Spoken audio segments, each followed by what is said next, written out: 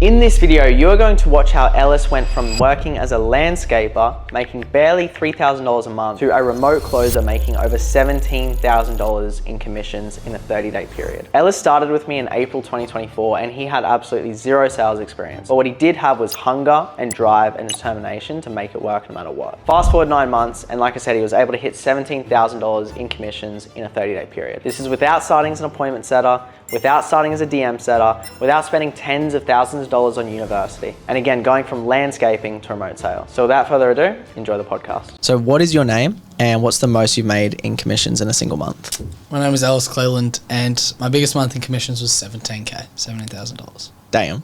And just a reminder, how old are you?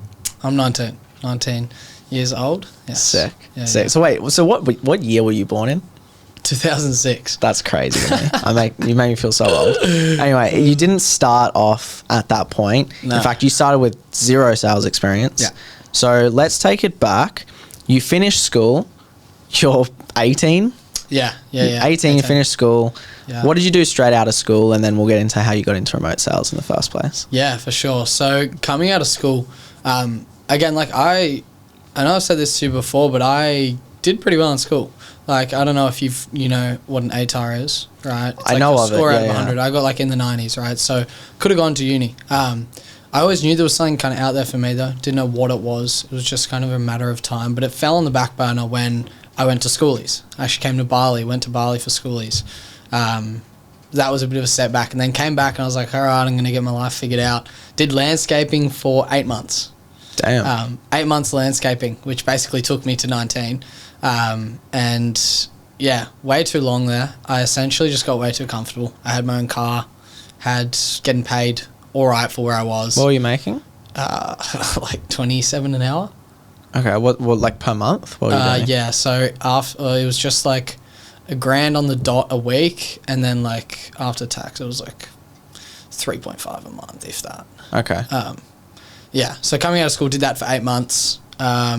In contact with so basically the way it started, the way my sales journey started is I came in contact with this guy posting content online. Kai, right? Yeah, Kai, Yeah. which is actually funny because I just texted him the other day. He stopped sales completely, stopped content completely as well.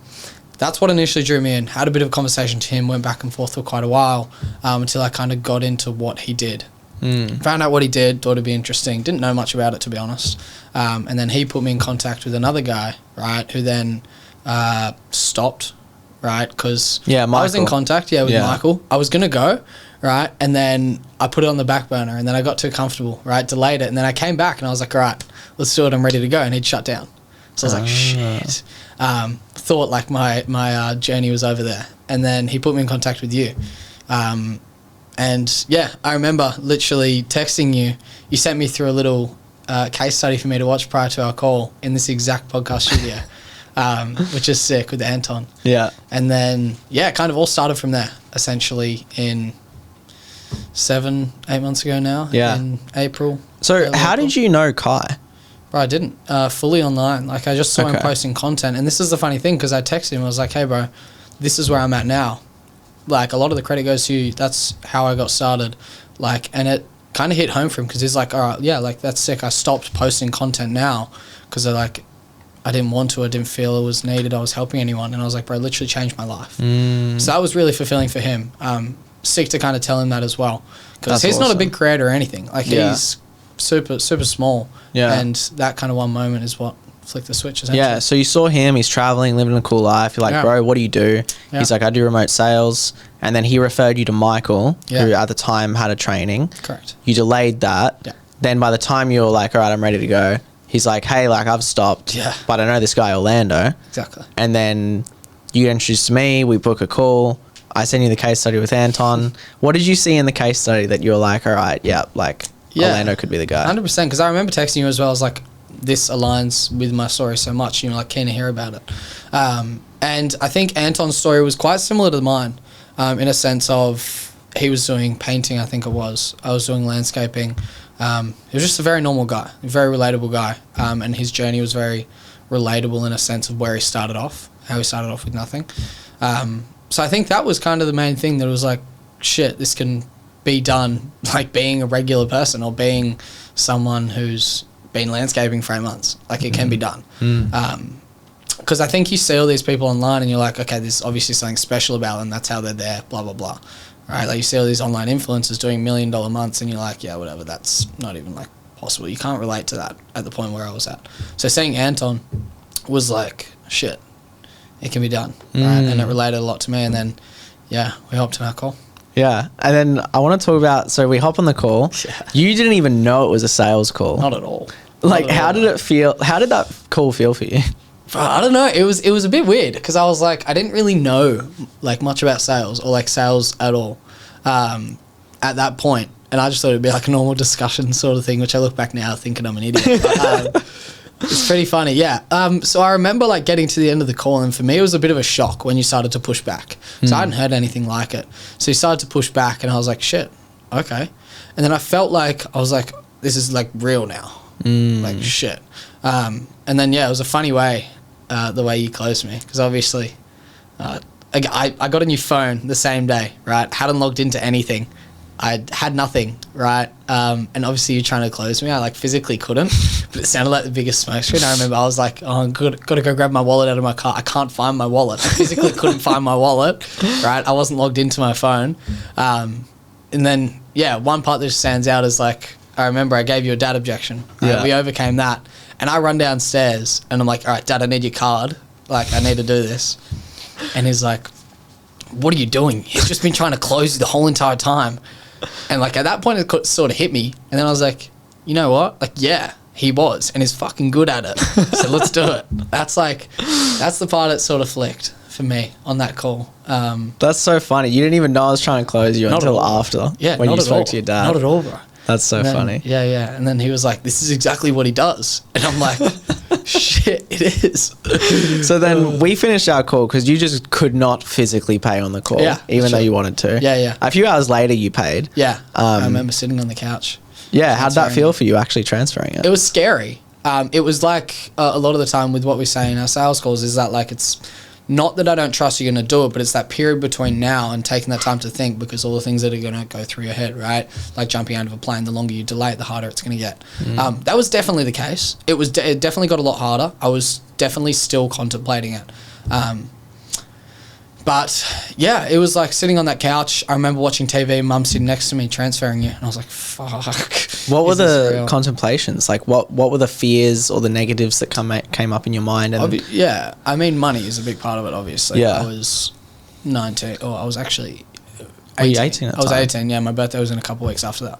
I was 18 at the time, yeah. And I don't know, it was a big lump of money, obviously, that I'd worked hard for, because landscaping, construction specifically, like shout out to all those guys that do that. I could not continue to do that because it is hard work.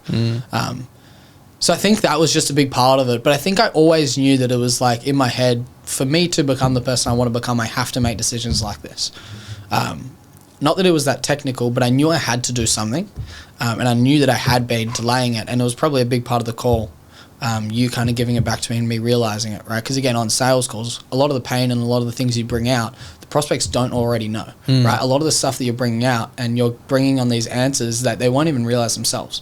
So I think having that call with you, obviously bringing out all this stuff in my head, one part of it would have been that I delayed it so long and hadn't taken that leap because I was too comfortable.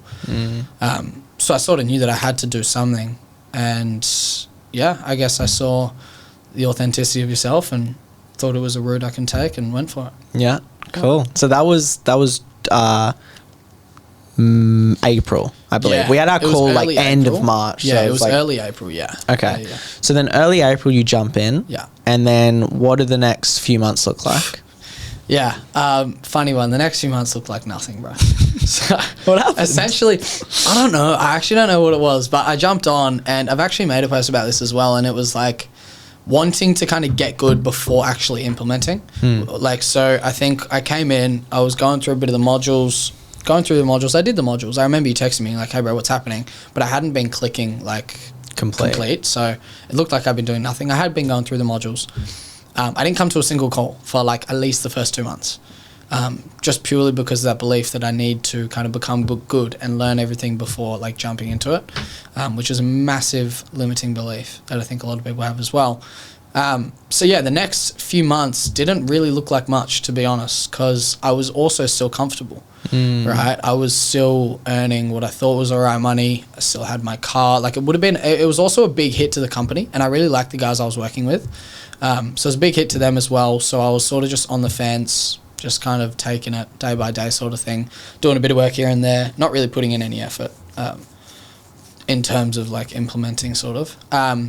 So yeah, next few months didn't look like much, to be honest. Third month I started getting a bit more into it, started taking a bit more seriously, and then yeah, the big switch was our mastermind. Yeah, so talk a bit more about that, because the mastermind was in June. Yeah. So it seems like that was like a pivotal moment for yeah. you. So that was actually at the time when I had my friend join, Dane, right? So I got him in, and I think that a lot of that held me accountable, having him there as well. But the mastermind was a big thing. That was like, I've always loved Bali, right? So obviously that was a big part of it. But then I was like, why not?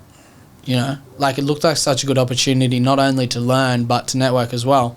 So I actually can't remember the moment, but it was a bit of a switch where I was like, you know what? Fucking, I'm going to do it. So obviously, yeah, invested in that. And then I was caught up Dane, and I'm like, bro, like literally objection handled him over the phone. I remember that. It was quite funny. On Snapchat, wasn't it? Yeah, yeah. Snapchat, bro, yeah. And then I remember, because that was only like his third week in or something. He hadn't been there for long at all. Got him in, and then we were both like, fucking, let's do it. And then, yeah, obviously I had to take a few weeks off work, right, to go. We came, it was fucking sick, did lots of stuff, and then essentially left my job. Hadn't made a single dollar online ever. Had seen no progress, nothing in terms of sales at the point where I invested into the mentorship. So invested into the mastermind, sorry. What was it about the mastermind that you think like woke you up? Yeah, I think it's just that, I think it was a big factor of it was like there's other people doing it. There's other people going, other people investing that money into themselves. Like, why not sort of thing? I was like, all right, my opportunity is there. Like, my opportunity to go all in and back myself. A bit like, obviously, Batman, the Batman analogy we use, right? Because it was like, if I didn't go, if I didn't make that switch, if I didn't take that leap, if I didn't take the harness off, I probably would still be just cruising like I had for the past 3 months. So I think even at that point, after I'd taken a big step, after I'd joined the mentorship, I still felt like I needed to take another bet on myself, and I needed to back myself even more. I needed to back myself in the corner. So once I already had that mindset that I'd developed over those 3 months of like taking risks, that sort of stuff, it was sort of a no-brainer for me, because I was like, all right, to get to that next level, I need to do something. I can't keep going how I am right now. Let's do it. Let's take that leap, see how it goes. And then from there, yeah, obviously the mastermind was sick. So much network learning, so much motivation that came from it that I was like, you know what, like, I'm done. I'm done with landscaping. I'm not going back to it. And I told myself that, like, I made a bet on myself, and I'm like, all right, I'm not going back no matter what, right? And then, yeah, came back, obviously applied to a million roles while we were there. You helped out a shit ton, ended up landing 2 or got accepted to like 3 offers while I was in Bali. Took 2 of them at the same time. By the way, if you guys are listening and you're wondering how you can learn more about Closers Cult and how you can actually make 10, 15, 20K a month from remote sales, then just click the link in the description. There's going to be more information there. Anyway, back to the pod. Before we get to that, I want to slow down a little bit, because there's a few things that happen. Yeah. So one, like, I want to touch on the uncomfortability piece, because I think that's why you're so good at, or it's definitely part of the reason you're so good at being able to handle fear objections from prospects, because you've gone through it yourself. Exactly. And you know that in those moments of uncomfortability, that's where you actually change, when you have your back against the wall, which I think is really important, because you've got that level of congruency, right? You're not asking someone to do something you haven't done. Exactly. And then the second thing I want to touch on, before you got offered the 3 roles, because at the mastermind, we were obviously applying to a lot, and there's a big misconception in remote sales that you need to start off as an appointment setter before you can become a closer. Now, sometimes it's valid, and even some of the guys I work with, like, yes, I say start off as a setter, but it's not always the case. And you were very clear in the sense that you wanted to start as a closer. You didn't want to start off as a setter, so you only applied to closer roles. Correct. And there was a point, I remember after the retreat, we went to Hong Kong a few weeks later, and I remember you booked in a call with me, and we jumped on a call, and you're like, do you remember that call? Maybe describe, like, what came up? So that was while I was on the 2 roles. So I had the 2 roles. I think I made with the two combined, I think I made $850 for the month. Because these were two like closer roles, but they weren't the best closer roles. No. I was like the only sales rep on both of them. I just knew it was an opportunity to get reps. Yeah, bro, I was like completely down on myself. Obviously going from, you know, close to 4K a month doing landscaping to making 800 for the month, it was a big hit. So yeah, I do. I remember that moment, and I was in my room, and I was actually in the office room, and I was texting Dane. I was like, bro, I think I might go back to landscaping. Like, but one thing about it was like I couldn't do that to myself for my reputation, because at that point all my friends knew what I was doing. So I was like, no, I can't. Like, that is the most embarrassing thing ever, having to go back, because I'd already got shat on so much for doing it, right? So yeah, I remember that, and I called you and I was like, I don't know if I can do it. Like, I'm doing so much, I'm putting in the effort, I'm doing everything I can, and nothing's converting, like nothing's happening. What am I doing? Right? And I knew staying on those two offers wasn't another avenue. It just wasn't sustainable. So yeah, I had that call, and it was like, there's not much else I could really do but keep going, right? There was nothing I could just flick and just instantly be, oh, there we go. It was just, I think your advice was just to keep bloody going, like I'm doing the right thing, just keep at it, right? This is the point where everyone gives up. So yeah, after that call, kept going. Not long after, I think it was like the same weekend. So within the same week, it was a Saturday, and I remember I was in my office again, and that one Saturday, I got accepted for like 3 roles. And these were beast roles, so very good roles. One was obviously TJR, who this closer's doing huge numbers on that. And then the role I'm on now, which I had no idea about. The growth operator told me nothing about the role. Like, I didn't know a single thing about the role. All I knew was its ticket price, right? And that I was going to be inbound closer. Yeah. And yeah, the growth operator called me, was like, all right, let's do it. Let's go. You got to leave your job. And I was like, shit. Shit. Like, I knew nothing about the offer at that point still. Yeah. Took that leap. Leaving the fitness offer that I was on was actually that was hard for me. So I'd had such a good relationship with the offer owner as well. And I really liked him, but it just wasn't sustainable for me. So yeah, literally like left the same day that I got accepted, onboarded the next day. And from there, the rest is history. And the 3 roles you got accepted for on the Saturday, how did you find these roles? How did I find the roles? So I think, obviously the one I'm on now, you referred me. So that came through you. I think all 3 of them were actually referrals in terms of networking referrals, right? Yeah. One came off Anton, one came off you, and then one, I can't remember, came off another guy. And funny story, with one of those other roles, it had a base of like $90K a year. Oh, true. Yeah. Is this like a real estate offer? No, it was lead gen offer. Okay. All right, so it was a Google Ads guy offer, lead gen, and I remember looking and I'm like, holy shit, like that's $1,000 a week at least. Like, shit, I've got to do this, right? Because I'm obviously doing a couple hundred a week at that point. But I think that one was just taking a bit longer, and then when this growth operator called me for the other one, I was like, let's go, we've got to do it.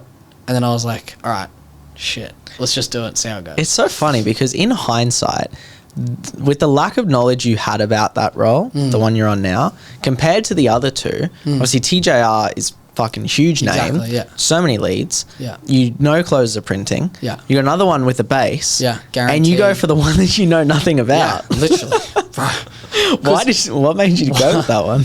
One part was the urgency, bro. Like the other ones didn't have much urgency in terms of what they were saying to me. Like it was sort of just a chill thing. Went through the application process, had an interview, everything sounded good. You want me to do this and that. And I was still doing that. Like I was heavily on TJR's side, and then it came to the one I'm on now, and the growth operator literally sent me the ticket price, right, which is a pretty big ticket price compared. It was $15K, right, and so I knew that. Getting to that level, being able to sell that, I knew my sales skills had to develop even more as well, rather than selling a lead gen offer with 20-minute closing calls. So that's one big part about that one. It's my development on that offer would have been super, super minimal. So you chose skills over the short-term money. Correct, right? Because like taking 90 grand a year guaranteed at 19 is like pretty good. Yeah. Right? So yeah, didn't go with that one purely because of development. TJR's was US offer, but this offer I knew nothing about, and there was so much urgency from the growth operator. I knew the ticket price, I knew I was an inbound closer, and it was just a split decision. I was like, all right, let's do it. Let's go. Let's have it. And then just see how it went. And yeah, I think I definitely chose the right one. Yeah, no, it's worked out. I think you're going to hit way bigger months than even 17K. Yeah, 100%. I want to outline the journey and be like very transparent about numbers too, right? Because it's like a lot of people see the 17K month, and a lot of people get set the wrong expectations. For sure.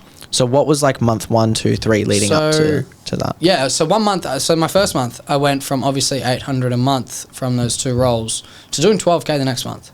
The first month in the company? First month on the offer. I was top at the company. That's crazy. I was the top closer out of, I think it was like 5, first month on. I remember my first 2 days, I did 3K in comms. My first day, I closed a 15K PIF on the offer.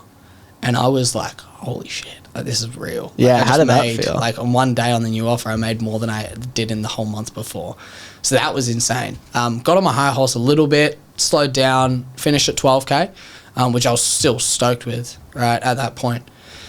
I remember, I think I was in Spain. I was in Spain at the time when we did that. Yeah, and I remember checking my phone. You're like, bro, I just did 12K this one. I was like, fucking hell. Yeah. And then second month, biggest month yet to date, which was 17. I think that was the biggest month in the company. Period. Yeah. Wow. We took it to $1 million a month. So I think I came second that month out of, I think that was at 8 closes at that point, on my second month on the roll. And then last month was alright. It was quite slow for the offer itself. I didn't perform as I needed to. I think one thing I struggle with is just initially, like that pressure of having to beat your last month. So I think that played a huge part of it. And one week I did like 1K. Like I had a week where I did like 1K comms, and it was pretty bad. So then that killed my motivation. Still ended up doing over 12, right, which was all right. It was still decent that I could. It's so funny though, like the level of disappointment in your face. Like, yeah, I did like fucking 12 last month. And it's like, I know that now your expectations, and we were talking about this last night, like it changes so quickly, because if I said to you when you started, bro, before the end of the year, you're going to make 10K in a month. Yeah. You would have been fucking stoked. Oh yeah. And now you're like, yeah, I did fucking 12. Yeah. I know. Crazy. My initial goal was just to replace my income. And I thought that was like the pinnacle. But yeah, so going from 17 back down to 12, it was a bit of like a hit. I was a bit like, shit. Because obviously you think once you do this month, that's the baseline. You're always up from there. Going up. Yeah. But the thing you don't realize is that like you've also got that pressure to play on your mind of like, I have to live up to this expectation. I have to keep it that standard, which I struggled with just for the first little bit. And then momentum started to roll through, finish off at 12, which was all right. And now I'm on track to beat 17 or to get around that for this month. Fuck yeah. And December's like the slowest month of the year, typically. Yeah, exactly. And it could be a record month, which could be pretty sick in the slowest month of the year. And I think something to highlight that people don't realize just seeing us in this room is like in like last week, 2 weeks ago, you're in Bali. Yeah. You had like a company retreat. Yeah. Obviously a lot of fun with the team, like getting embedded with the culture. Exactly. This month you're in Koh Samui with me, Anton, Barclay, some of the other guys. Yeah. It's like you're 19, you're traveling, you're getting life experience. Yeah. Like you're doing these record months while also having a lot of freedom. Yeah. Compared to, so many other roles. Yeah, exactly. Yeah, that's a big part about this month. I'm like pretty happy with where I'm at now. I think I'm coming first as well this month, which is because like I've been traveling heaps. Obviously we're here for a month, about to take off to Vietnam soon as well. So yeah, pretty happy with that, with how it's going at the moment. Just still trying to keep that standard and keep my consistency there. And what do you think like helped you first month on the offer hit 12K and be the number 1 rep of 5 closes? It's a good question, but I think everything that I learnt over the 3 months prior to that had just all stacked up, right? Everything stacked up over those 3 months to the point where I finally had a good vehicle to use everything I'd learned. So I don't think there was a massive shift in my specific skill set from going from 800 to 12K.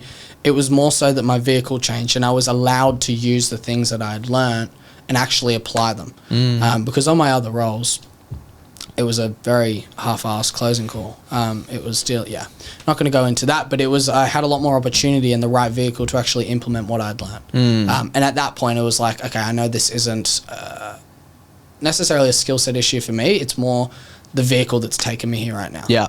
And I would argue vehicle is more important than skills. Bro, 100%. I'd say it's like a 60-40. Your vehicle plays a huge part, and it's one of the most important parts. Yeah. But to get that, it takes a certain level of skills as well. Yeah. So skills, it both combines. Because I remember, especially since the retreat, you were on practically every single coaching call. Yeah. Like I remember on the calls, like looking at you, looked exhausted, you were tired, but you were still putting the reps. Yeah. When you were, even before that, like another step back, when you were applying to the roles initially, do you remember how many Loom videos you had to record before I said, yes, this is good?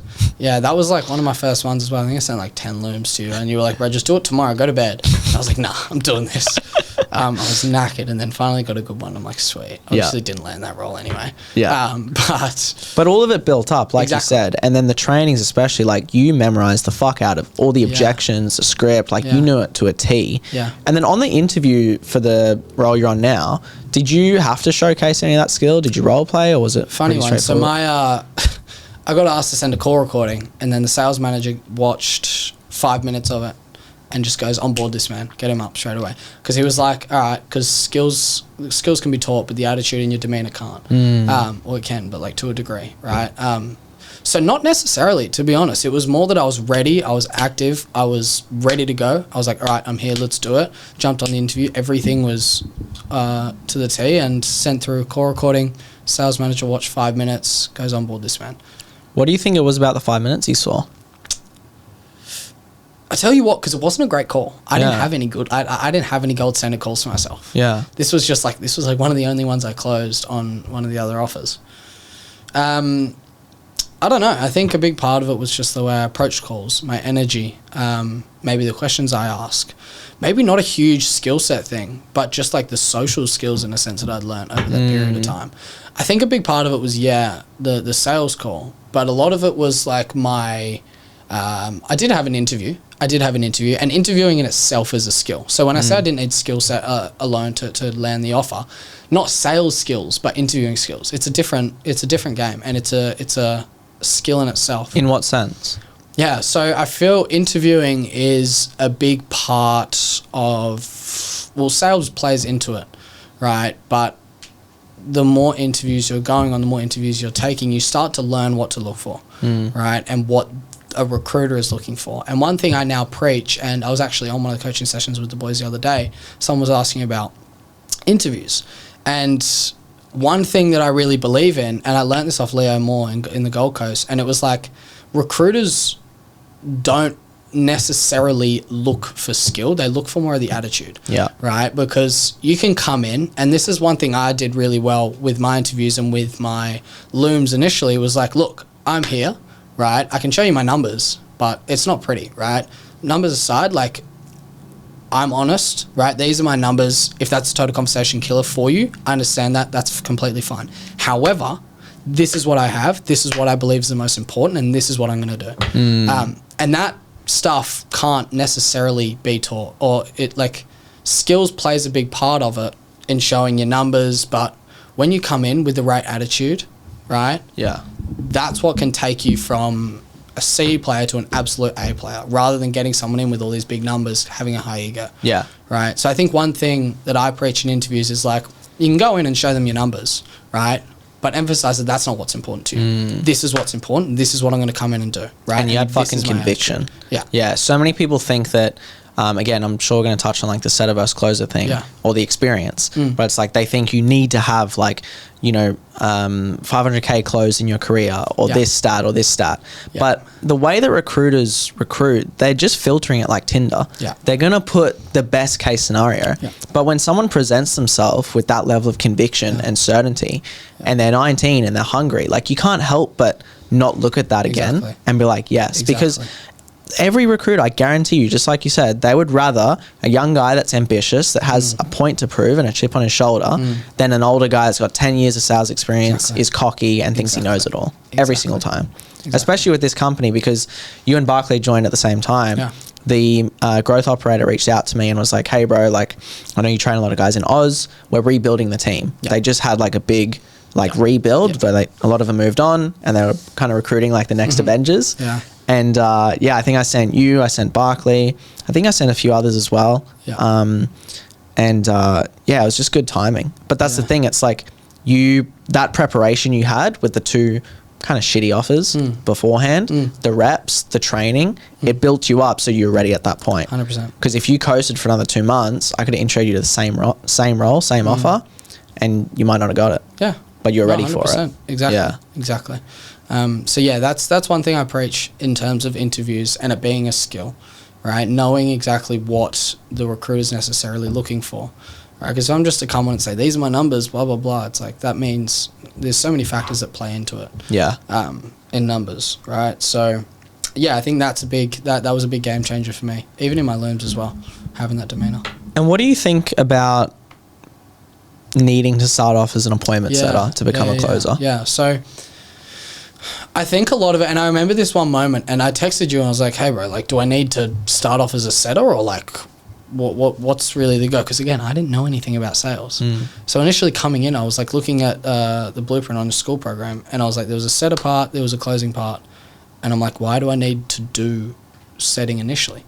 And I asked you that, and you were like, yeah, it really depends on your skill level. I can't tell you what to do right now. I don't know enough of you, that sort of stuff. But I think a big part of it was just like proving it to myself. I was like, all right, why kind of go in and aim for this when I can go in and aim for higher? I might fall shorter and land a really good setting role, but why not aim for that? So I think a big part of it was I knew my potential and I knew that I could. Sure, it took a bit longer because I didn't have that credibility behind me. And that was, I guess, something I was willing to sacrifice because I probably could have come in and landed a setter role much, much, much quicker. Yeah. Right. But I didn't want to settle for that. And I knew that if I came in as a setter, it's quite hard. Not hard, but it's harder to make that transition. Because once you become so good at setting, it's a bit like I came in with the same attitude with my landscaping sort of thing, right? If I started at setting, I knew I would have got comfortable, could have earned decent money. And I remember you saying that it's like once you get so good at setting, it is a completely different game and it's hard to make that transition as well. So I think a massive part of it for me was just fulfilling my potential, right? Anyone can do it if they actually put their mind to it and they work towards that. If they set the bar high, aim for that, and then who knows, you might land a decent setting offer, but again, why aim for that bar when you can aim for that, potentially get that, or potentially just fall short? Yeah. Right? So yeah, I think to sum it up, it was like I knew I had more potential. I knew I was capable of it. It was just a matter of time. And why settle for this when I can aim for higher? Because you got to think of it from a company's perspective, right? If they've got a setter that's collecting all this cash and setting all these deals, it just does not make sense for them to promote them to a closer. Not at all. Because the closing's unproven, and then they've got to find another setter that's going to bring in the same numbers. Exactly. And I've got a lot of setters that jump in to Closers Cult because they've been facing that and they want to transition to a closer. And oftentimes you've got to sometimes leave the company because you've just been labeled as a setter at that company. It's very hard to get promoted in a sense. Yeah, and one thing I was speaking about the other day is like if you don't set those expectations early, you're basically doomed, right? Because it's hard to, if you become really good at setting, why on earth can you expect for them to move you into closing? Like it just doesn't make any sense. It's like, you're good at this, stay here, keep feeding our leads to the closer, right? Why give you a shot at closing when you're good at this? So I think one thing as well is like coming into a setter role, one big point or one big tip I would have is like, set the expectations early that this is what you want. You want to close, right?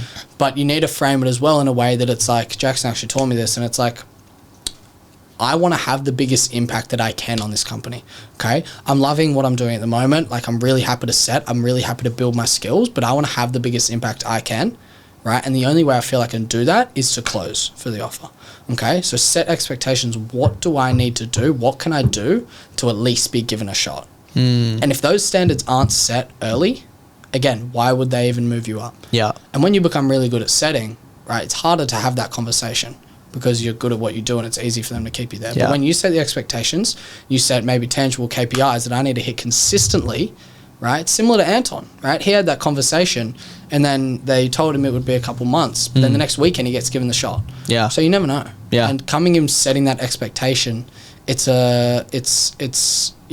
like keeps that in the back of their mind for the manager as well. It's not just like, you stay here, you're good at this, stay there. Yeah. So that's a big piece of advice I would have if someone was coming in as a setter, just to set those expectations clear. You want to have the biggest impact, right? What do I need to do to be given a shot? And then I guess taking it like skill wise, like on sales calls, how would you say that you've been able to develop your process? Like if you were to describe your sales process now and you're teaching someone the main things to look out for on a sales call to close a 15K deal, what are those things? Yeah, good question. So one thing especially I've been having a lot of emphasis on, and I've spoken to about this as well, is that pre-handle phase, right? So initially, sure, understanding what they're looking for, right? The main 3 pillars that you need in a sale is like, what are they doing now? Where do they want to be, right? Why haven't they got there already, right? And if you can figure those three things out really, really clearly, then you can work off that, right? So for me, I think the biggest skill set change or the biggest game changer in the way I sell is that pre-handle phase.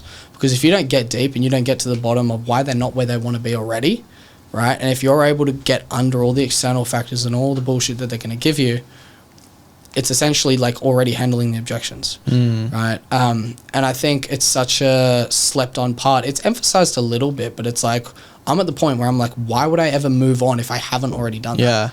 It's like, okay, let's handle the objections. Like, let's go. I'm going to objection handle right now. Why would I ever move on if I haven't?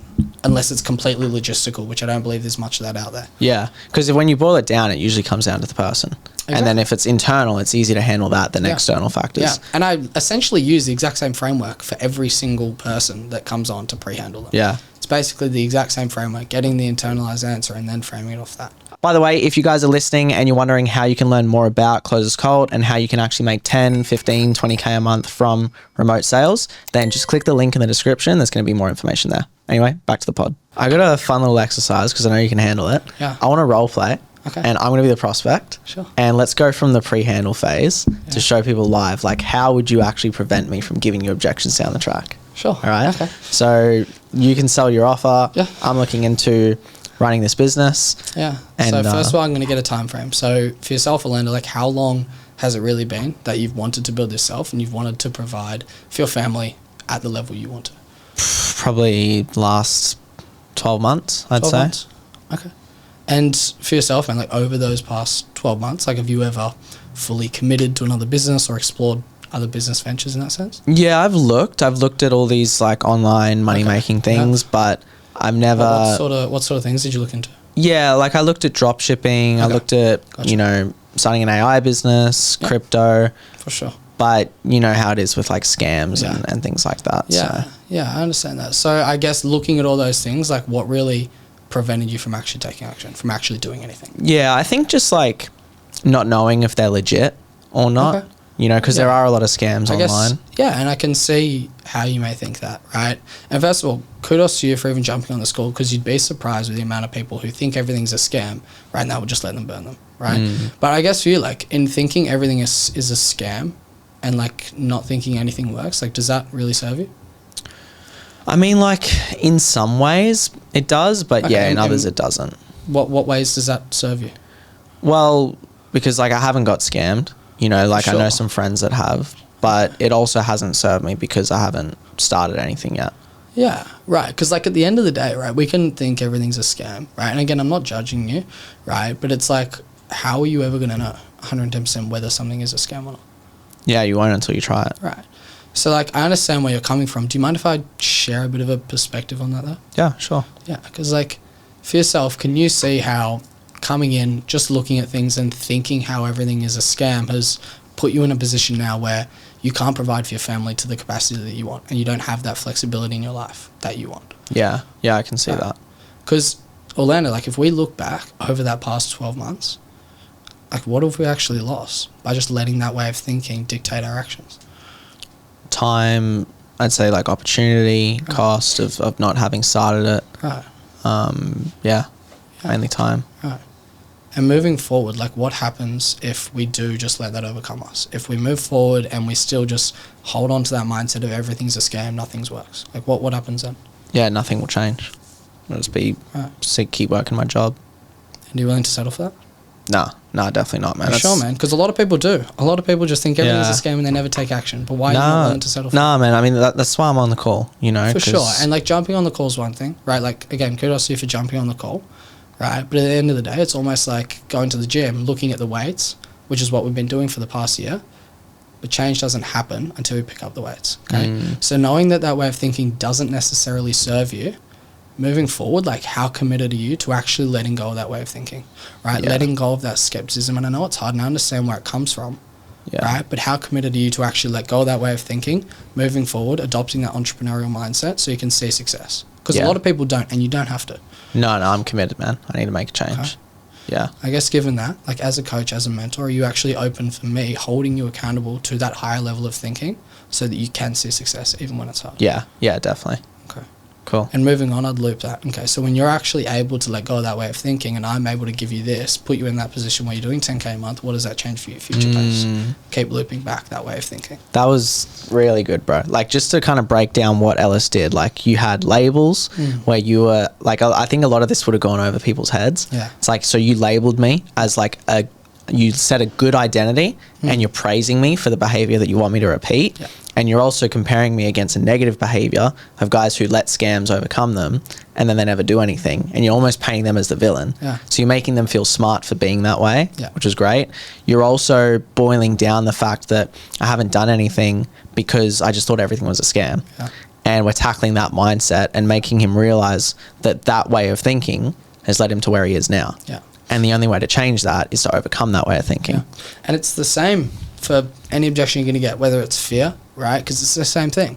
Like, can you see how that fearful mindset, not willing to take risks, has led you to this position, right? And every time you're going to get to a point where, imagine getting to the end of the call and just thinking it's a scam, saying it's a scam. They can't, right? So I guess it's different for everything, but it's the exact same framework. And a lot of the time, they're not going to give you like an internalized answer. That way, you've got to go through a couple loops, responsibility frames, external worldviews to then get their internal answer, which might be fear, skepticism, nerves. Yeah. And then you same framework and tackle it. Yeah. Right. And this is where it's like people think, oh, you know, I've got the gift of the gab. Like I've done door-to-door sales or I've done tech sales. It's like high ticket sales where you're selling like a 10, 15K program, you got to go deeper. Exactly. And now it's like, even if you get that same objection at the end, it's so much easier to handle leverage. Leverage. Like I've had a few calls in the past week even where I've gone so hard on that, spent 10, 15 minutes in that phase to the point where I get to the end of the call and they're like, oh my God, it's scary. And I can just sit there and look at them. I'm like, what did we speak about?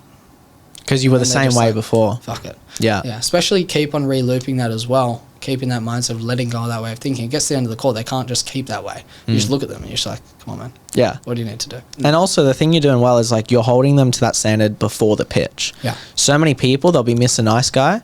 They'll pitch, then in objections, they completely switch up. Yeah. And like, then where it's the fuck were you? Uphill battle from there as well. Yeah. For sure. So I think that's one big part of my skill set that's really developed, which has allowed me to get to the bottom of things and have objectionless 15K PIFs. It's crazy. And then I want to break another belief. Some people might look at this and be like, oh, you know, I'm 18 years old, I'm 19 years old. Like no one's going to take me seriously on sales calls. Yeah. How were you able to overcome being taken seriously as a 19-year-old? Yeah, so that is a big misconception. I think it does play into it a little bit, as in I still get people jumping on calls and like, oh my God, you look so young, right? And if you don't attack that there, like they've got the authority over you the whole entire call. So I think a big part of being young is being able to hold frame. And when I say being able to hold frame, it essentially means being able to have the conversation where it's like you're up here and they're below you, right? They're coming to you for help. Because instantly, if I was to jump on and say, oh my God, you're so young, it's like instantly just putting them down there. It's like you're down here, I'm up here. But if you can hold that frame, right? So when I say that, it's almost like being able to, and holding frame doesn't necessarily mean just like pushing back on it, but it also means being able to ask them these questions that no 19-year-old would ever do. Yeah. So when I hop on calls with these, 50-year-old business owners, right, at the start of the call, I'm probably down here, they put me on this pedestal, but when I'm able to ask them and confront them and bring these things up, ask uncomfortable questions, that immediately is just going to put my authority up here, right? You just when I'm own it. able to, and it's like, people, you hear all these cheesy lines online, like, oh my God, you're so young. It's like, yeah, I'm 19, making 17K. Like, that stuff, that just sounds, It's more so being comfortable in it, owning it. Yeah. And like people think that to ask tough questions, you need to have like some sort of credibility, but it's like, no, by asking the questions, you build credibility. Exactly. 110%. That authority comes with the questions you ask. And I'll tell you right now, even like selling these guys, even if someone's listening that's like B2B or like dealing with high level business owners, if you can ask these questions and if you can challenge them a lot more, they're instantly going to respect you and put you way up here, right, than you would if you kind of just let things slow by. So I think a big part, and it's hard though, it is hard. So if you're dealing with like a 50-year-old business owner, entrepreneur guy who's pretty successful, and you kind of just like don't push back, you don't challenge him, right, it's just going to be like, you lose everything of the call, right? There's no point in going through the call. He's instantly up here. They're never going to buy if they're up here, you're down here. So being able to ask those questions, confronting, asking these uncomfortable questions, putting them on the spot is like instantly, as a person, they're just going to think way more of you. And they're just going to have a lot more respect for you, even though you're challenging them. Yeah. But by challenging them, you're gaining their respect. Yeah. That's where you build the credibility through the questions. 100%. And it's like the person who's asking the questions is the one who's controlling the conversation, not the guy who's just speaking the most. Exactly. Yeah. And what are like the typical objections you get on this offer? Yeah, I think pretty cliche. It's dealing B2C, obviously quite a high ticket price. So we don't deal with a huge amount of not so much broke leads, because obviously they need to have, not going to go technical, but they need to have money essentially to even look into the business model. But I think a lot of it, just your cliche, your fear. Well, now I'm actually like 5 for 5, coming here today in terms of collecting cash on the call, which has been pretty good. But I think, just your regular fear. What else? Money. Think about it. Money Money. goes to fear. It all funnels down fear. Partners funnel down fear. Yeah. But would you say you learnt all that in theory and in practice when we were training? I did. But I think what really helped you was getting the real reps and implementing it on like a fitness offer or on, other offers where even though they're not the greatest offers, you're able to just like practice it with a real person. Exactly. Yeah, no, 100%. And then when I come on these calls, it's like, it just flows. Yeah. Right. And you're able to hold them accountable. Cool. Yeah. What would you say to kind of wrap it up here? Like, what would you say to someone that is thinking about getting into remote sales? Because we got two types of people. Some like they know they want to get into remote sales. It's just the how. Others don't even know if they want to do it or not. Yeah. Like from your perspective, what would you say to someone that's looking at remote sales as like a potential vehicle? Yeah, I think I was the exact same, to be honest. I had that mindset. I didn't know I wanted to do remote sales. I came in not even knowing about, I didn't even know what remote sales really was.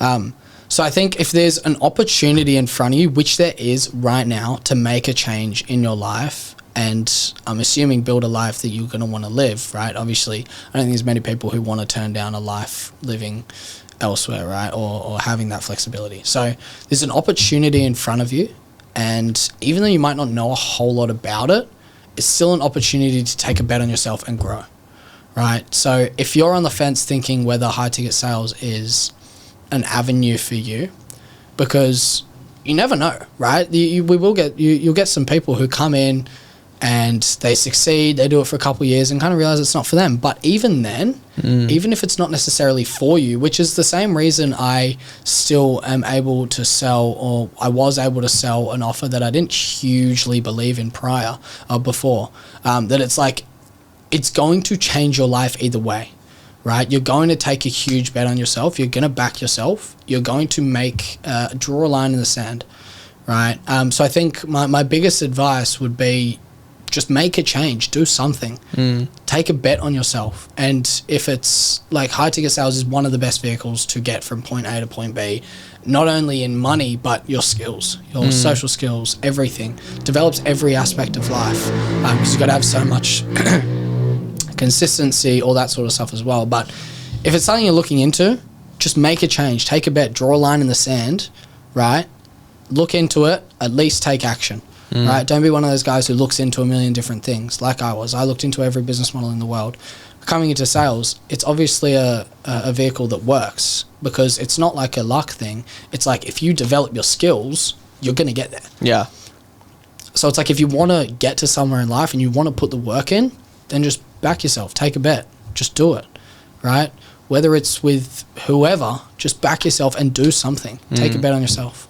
And what would you, what were some of the areas that improved outside of sales for you? I think one is just obviously the way I speak. That's emotional intelligence. Because it not only builds necessarily your sales skills as well, but your attitude and your tenacity. Like, because if you're going to make sales work, like, it's not easy. Like, it's not just a free-flowing thing where you come in and start seeing results, right? I think everyone knows that at this point. So builds your character a lot in terms of, your social skills, the way you speak, the way you approach life, right? Because now it's still obviously scary, but to invest in something else, I have that congruency where I'm like, all right, I need to make a change, just similar to the retreat. And it's like, if I want to get to this level, I have to do something. And that applies to all areas of life, no matter what it is. If you want to get jacked, you have to take action. You can't sit on the fence. If you want to do whatever it might be, now I know, and I have that congruency that it's like, to make a change, I have to do something, right? I have to take action. So I think that was just a big part that applied to all areas of my life. It's like, to make a change or to get a different outcome, I have to make different decisions. And something I forgot to ask before, because your dad does real estate stuff, right? Now looking back, because I met your dad in Bali very briefly, but what does your dad think about all this? Yeah, they love it. They think it's awesome. So my dad is essentially in it's like another version of high ticket sales, just not remote, right? He buys property, sells a service, right? So it's pretty similar. But they're all for it now. Obviously at the start, they weren't necessarily a traditional sort of family, as in not everything online's a scam. They definitely believed in me. And once I started to see results, they were like, all right, we'll let you do anything you want in that sense of taking action. So they were quite supportive, but they're at the point now where it's like, I'll come home or something, or I'll tell them how much I made in the week, and they're like, holy shit. That's sick. It's insane. And do you have any siblings? Yeah, I do. I got an older brother. Okay. He's 26. He's 6 years older than me, 25. Yeah. And he's doing well for himself. He's a very different route. He's in a finance startup. Yeah. But yeah, he's supportive as well. Everyone's pretty awesome. supportive. Everyone's going well. Beautiful. Yeah.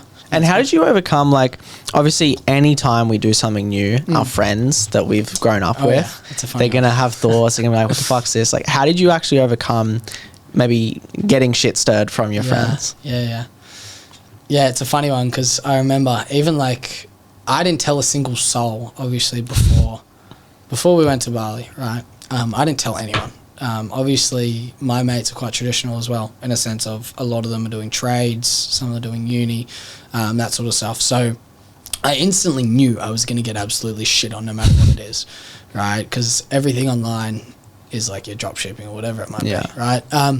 So the way I dealt with it, probably not the greatest way, is I just didn't say anything until we came to Bali. Obviously, they figured it out. And I copped it for a couple months. What did they say? At the end of the day, everything you can imagine. Not necessarily, some of them were pretty supportive. None of them were actually tearing me down. Yeah, it's teasing. Yeah, exactly. But I think once, I started seeing results and they started seeing that, so many of them have now seen our half of them are joined. Yeah, literally three of my mates have already joined, which is so funny. But now obviously starting to see results. Yeah, it's switched up a little bit. Beautiful, cool, bro. Well, I gotta ask it to wrap it up. What do you say to someone that's thinking about joining Closers Cult based off your experience? I can't preach it enough. I'm not going to sit here and convince someone to try to do it. I think you can already see, right? Obviously, not only you and not only the things that you teach, but the community side of things is awesome. What other communities out here traveling to Bali or masterminds now in Koh Samui with all the boys, right? It's everyone's succeeding, everyone's G'ing everyone up, and everyone's so supportive. You've still got guys doing 60K a month, still in the group chat supporting everyone. What other salespeople are like that, right? What other salespeople get to 60K a month and for them or not for their own benefit are still supporting the boys? So I think It's honestly a no-brainer. If you want to make a change, if you want to get a different outcome in life, I would say Closers Cult is by far the best vehicle to do so within sales. I have never seen anything like it. Not only the community, but the way you sell, the way you approach things as well. I honestly couldn't tell them to do it enough if anyone's on the fence. Like, there's only so much I can do. Just do it, bro. Yeah. Like, I think it's a no-brainer if you look into the space. Just proof's in the pudding. Making me blush, bro. Nah, beautiful, bro. Fucking keen to see you crush it, do much for the months. Yes, sir. Yeah, thanks for sharing. Thank you. All right.